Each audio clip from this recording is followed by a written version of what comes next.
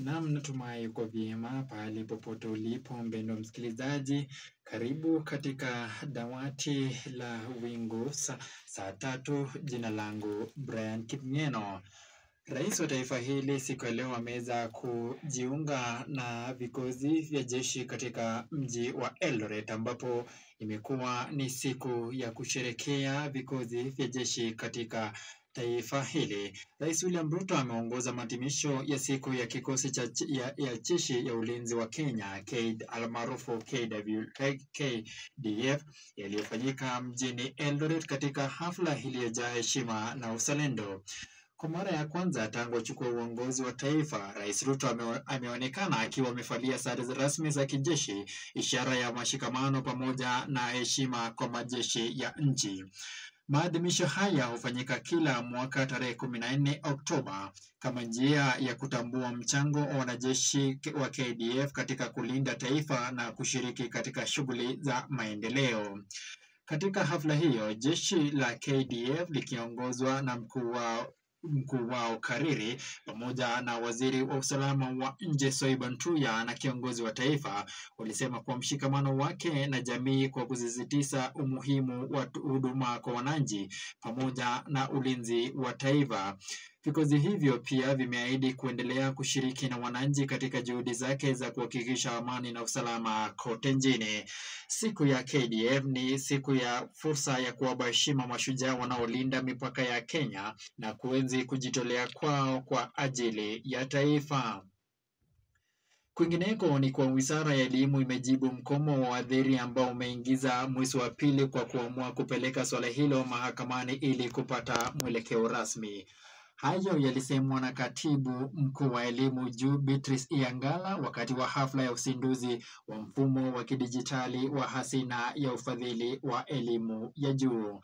Inyangala alisema kuwa wizara inafuata maelekezo ya sheria ya Kenya pamoja na mwelekezo wa SRC inayotambulika kama Salaries and Remuneration Commission kuhusu mzozo huo. Waziri hao wanadai kuwa serikali shilingi bilioni 7.9 kama malipo ya madai yao, huku SRC ikisema kuwa iliafiki malipo ya shilingi milioni 624 peke yake. Wizara hiyo inasisitiza kuwa itafuata hatua za kisheria ili kuweza kupata suluhisho la mgomo huo unaoendelea. Kikao cha kamati ya bunge ya afya kilisushwa na mabishano kati ya mbunge wa Kitutu Chache Anthony Kibakende na waziri wa afya Aden Duale. Mbunge Kibakende alimkasifu vikali waziri Duale akidai kwamba anawabusia wanachama wa kamati hiyo. Kwa upande wake, waziri Duale alimshutumu Kibakende kuwa hafai kuwa sehemu ya kamati hiyo, huku akimnyoshea kidole kama ishara ya kutoridhishwa. Mbunge Kibakende aliibua hoja hizi alipokuwa akijaribu kulalamika kwa juhudi za Wizara ya Afya kwa kutekeleza mpango wa SHA zinazoonekana kuangaishwa na baadhi ya vikwazo ya ndani ya kamati. Hali hiyo iliyosababisha mvutano mkali kati ya kikao hicho cha bunge.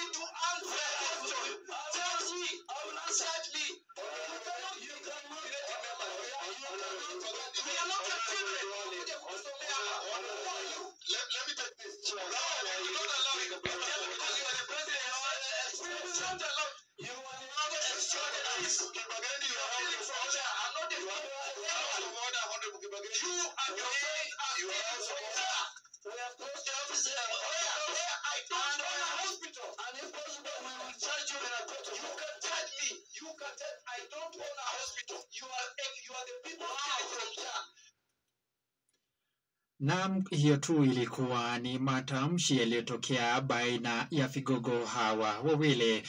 Vijana wa chama cha KANU wamejitenga mbali na ushirikiano mpya kati ya mwenyekiti wao Gideon Moi na rais wa taifa William Samoei Ruto. Vijana hao wamesema kuwa misingi yao ya chama kwa ujumla inajengwa juu ya uwajibikaji, uasi pamoja na heshima kwa haki za kibinadamu, maadili wanayodai kuwa hayaendani na mienendo ya serikali ya Kenya Kwanza.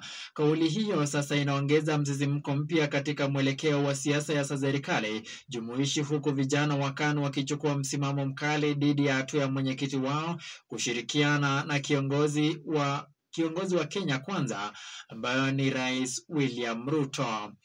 Serikali sasa imeanzisha mpango maalum wa kusalisha mbegu za kutosha nchini kama njia ya kukabiliana na changamoto ya mbegu gushi inayowakumba wakulima. Lengo kuu ni kuwalinda wakulima dhidi ya hasara wanazopata wanaponunua mbegu bandia kutoka kwa walaghai wanaotumia uhaba wa mbegu halali kuwapunja.